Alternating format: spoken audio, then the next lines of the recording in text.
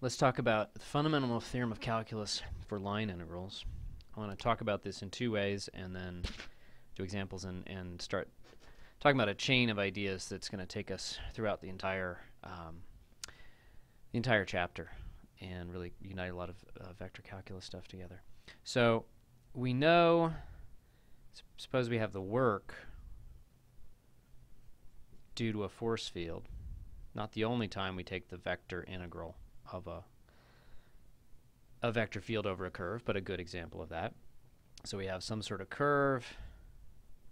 It's got to be an oriented curve. It's got to have a direction to it. And then there's some sort of vector field in the space around that. So that's F. And I want to look at a special case of this idea of the integral of a vector field, and it's particularly relevant to the ideas of work, force, energy. And that's when, what if we knew that F was the gradient of some function little f. Notice the big F and the little f. I'll try to be careful about my handwriting with that. Okay, so that's the nabla symbol for the gradient, the upside down delta. Looks terrible. Okay, do we get anything special there? Okay, well, let's see if we expect to get anything special. It's an integral of a derivative. That really should be a special thing.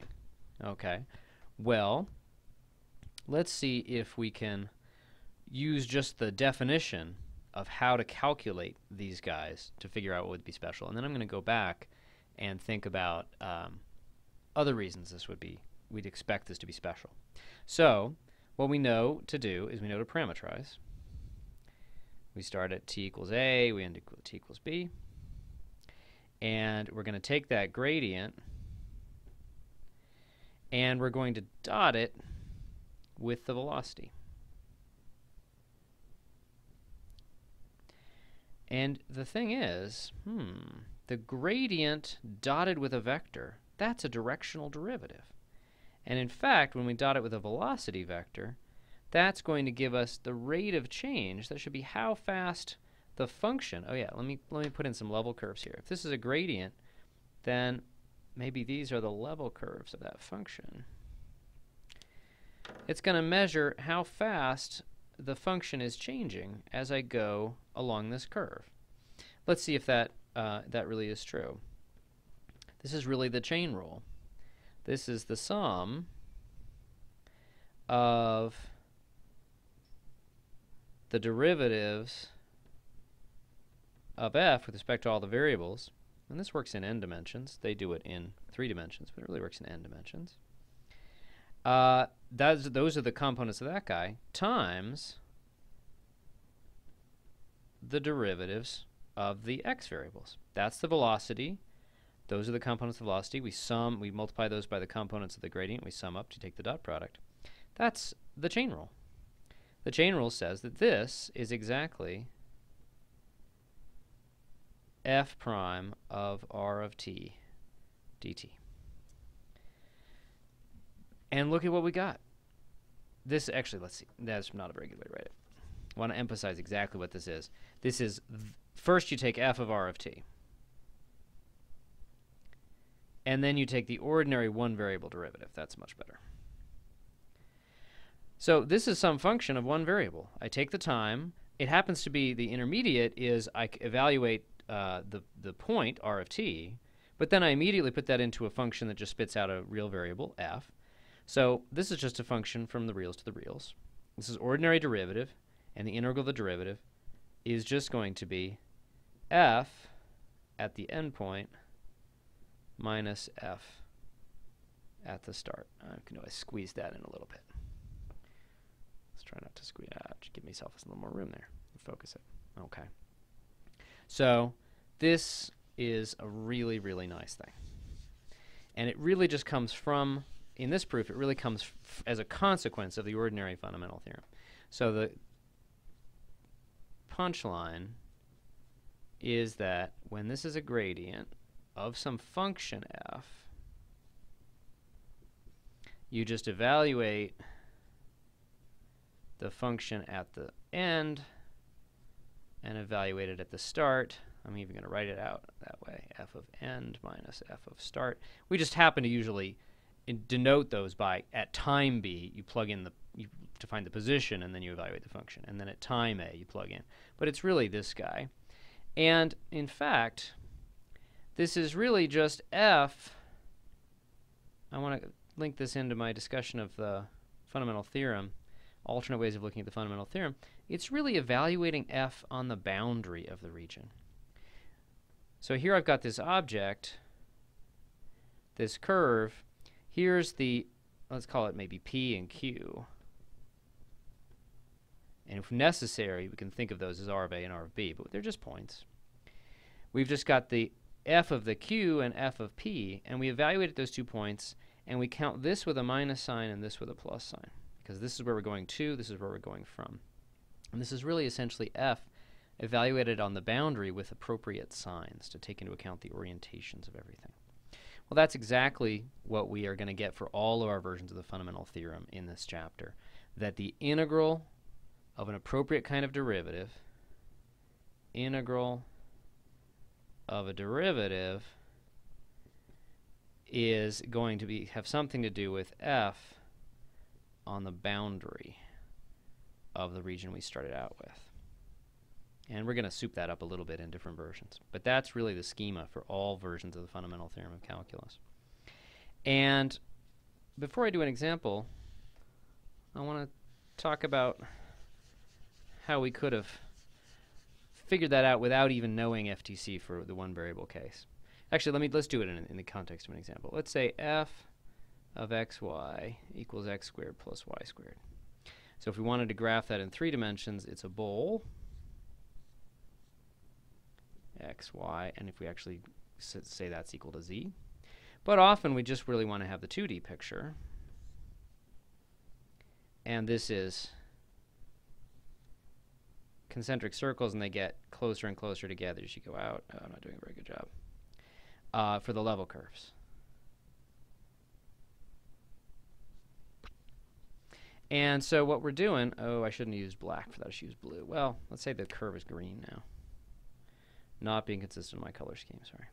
So suppose I start kind of low down in the bowl here, and then I wend my way up to high in the bowl. So I'm going from here to here. So here's my P and my Q, the start and the end.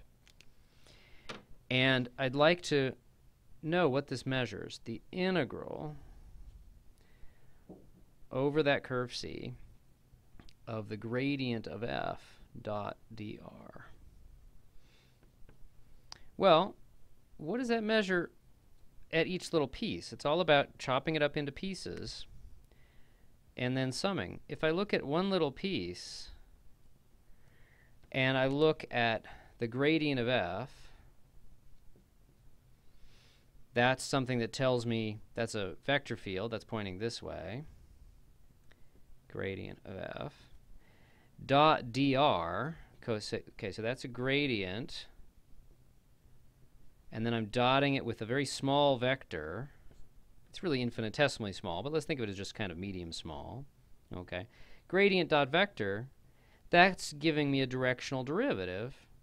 That's basically telling me the small, or at least a first order approximation, the small change in f along that section of the curve.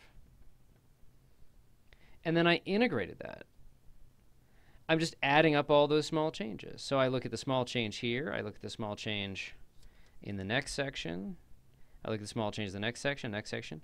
I just add up all the little changes of all the internal sections. What am I going to get? If I sum up all the small changes, just like in my discussion of the BC version of FTC, I get the total change.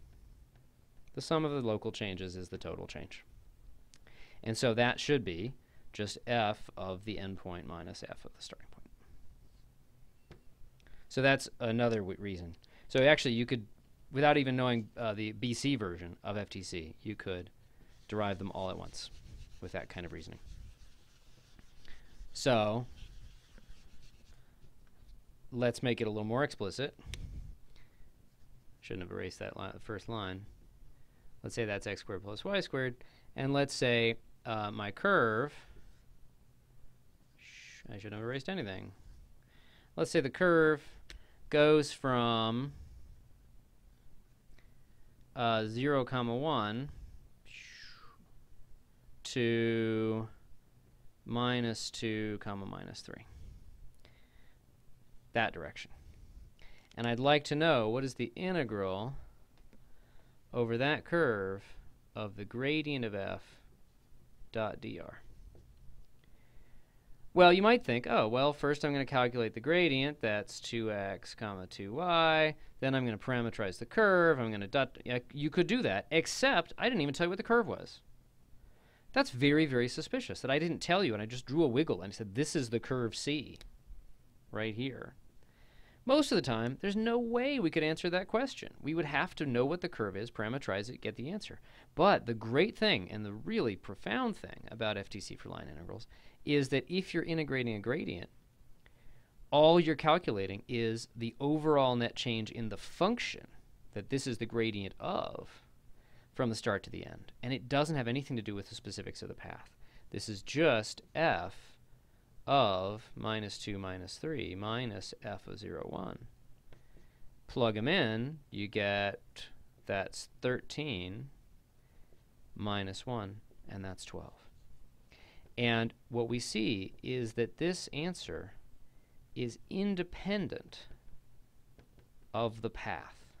Now, that doesn't mean totally independent of the path, but the phrase independence of path means it doesn't depend on the details of the path. It only depends on the endpoints. Even if this curve had some other trajectory going from P to Q, from 0, 1 to -2, -3, or if it had gone all the way, or it's got a loop around, I guess it can't really pass behind itself. It's in 2 dimensions in this example. Okay, then all of these guys are going to give the same answer. That's a really interesting fact. And that's what the next video will be about.